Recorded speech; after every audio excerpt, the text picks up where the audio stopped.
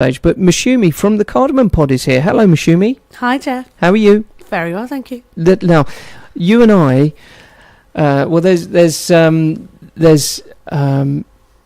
bit of history there, isn't there? Because you were one of my first guests ever on the station. Oh, yeah, the phone-in. I forgot. You were my first phone-in guest, and we had some problems with the telephone, didn't we? Yes. And it didn't quite work. So, all in all, hopefully, now having you live in the studio, it's much better. So thank you very much for coming in. I really appreciate your time. Right, you are here from the Cardamom Pod. I most certainly am. Tell me all about what the Cardamom Pod is, please. Okay, so the Cardamom Pod is an Indian cookery school. Mm-hmm. I set it up and offered my first class way back in 2012, I think it was. Wow. And basically, I teach groups of adults how to cook Indian food, Indian feasts from scratch. I do that in a variety of ways. I run classes locally in Solihull and Dorridge, where people can come, gather together, learn how to cook a full Indian meal, and sit down and enjoy the feast afterwards. Or I run it as a dinner party from people's houses. That sounds absolutely fantastic. Indian food, any particular region in India, or is it all over? Well, the food I grew up eating was Bengali food. My parents are both Bengali, and Calcutta is the city that they're from. And so Bengali food consists of rice, lentils, vegetable curry, and lots and lots and lots of fish. Excellent stuff. Very good for you. So I do teach a lot of what I was brought up eating, and I venture further from there as well. Punjabi food, chickpeas, fried breads, lamb curries, everything really. Yeah, that sounds really good. So what sort of frequency are you doing these sort of things now? Are you booked up? What's happening? What's coming up for you? Coming up soon, I have got several things coming up actually. I've got a few big jobs in June. I'm doing, I tend to do quite a few kind of special events for people. So I'm running companies leaving do, and end of year do for them in the middle of June. And I've also got all my upcoming classes are going to be on my page a bit later on today. Okay. I've got a new Indian vegan cookery class coming up. That is on the 5th of June, making things like mustard green beans, onion bhajis, chickpea curry. I've got a kebabs and skewers class. It's an alternative to a burger. It looks like a burger. It's called a chapli kebab, chili paneer skewers, chicken tikka skewers, and all different types of exciting salads and dips, which are fantastic as a change from the burgers and sausages on the barbecue for the summer. Brilliant. I've also got Punjabi feast and my favourite, an O Calcutta class, where we're doing like a creamy prawn curry, some luchi fried breads, nice dal, veg curry, and fried cauliflower. Fantastic.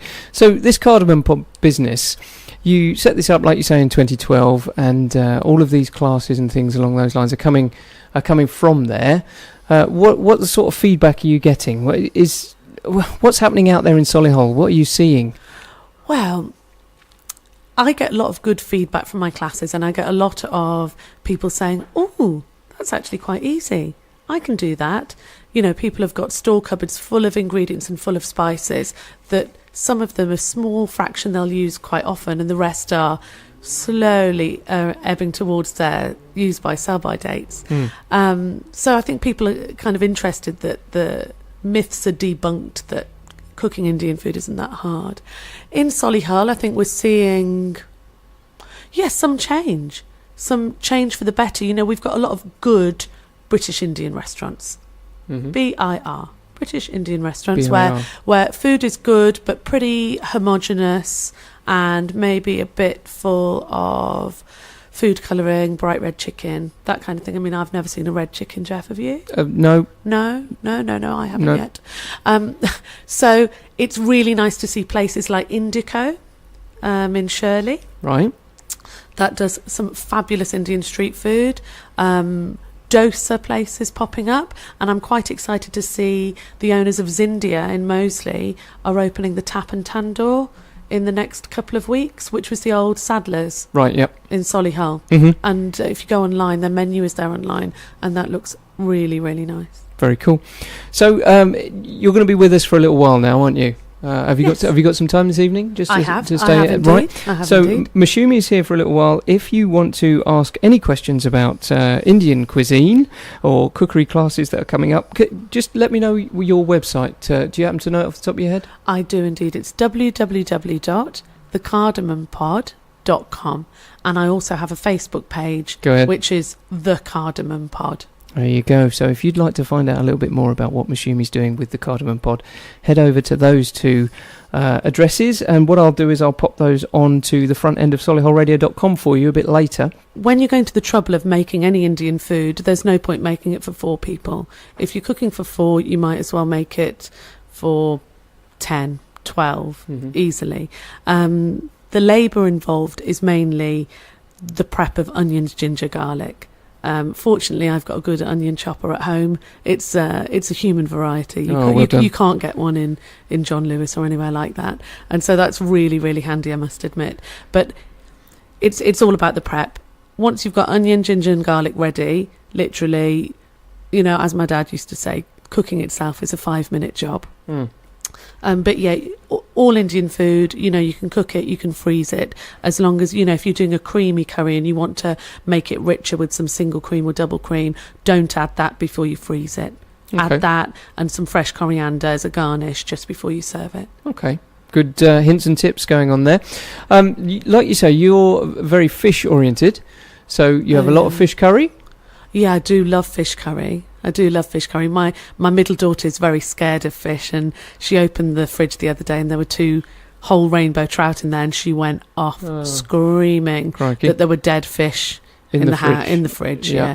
But you can make beautiful dishes with rainbow trout, aubergine, mustard and tomato gravy. It's light, it's simple, and it's a lighter protein to digest than red meat, and there's a lot of red meat, and that is, it's down to our supermarkets. They do a lot of these great 3 for £10 offers, but it would be great if people kind of reduce their meat intake and if and where possible swap to eating a bit of fish. Okay, yeah, but our doctor, our radio GP, Dr. Oliver Denton, comes in on the 2nd or 3rd Tuesday of every month into Solihull Radio. He was talking to me the other day about the benefits of eating fish, so I'd like to echo what Mashumi has just said. If you've just joined us, Mashumi is here from the Cardamom Pod, a business based here in Solihull that teaches and delivers education seminars and dinner parties with an educational sort of slant here in Solihull, with an Indian Bengali cuisine sort of focus. And that's been going since 2012. She's out and about on Facebook, social media, and the cardamompod.co.uk would be the website that you need to get to. If you need to find out any more of those details, and that's okay with Mashumi, you can head across to our guest links page on solihullradio.com, and you will be directed to the information that she has provided this evening. Mashumi, have you enjoyed yourself? Oh, very much so, Jeff. Thank you. No problems at all. Thanks for joining us.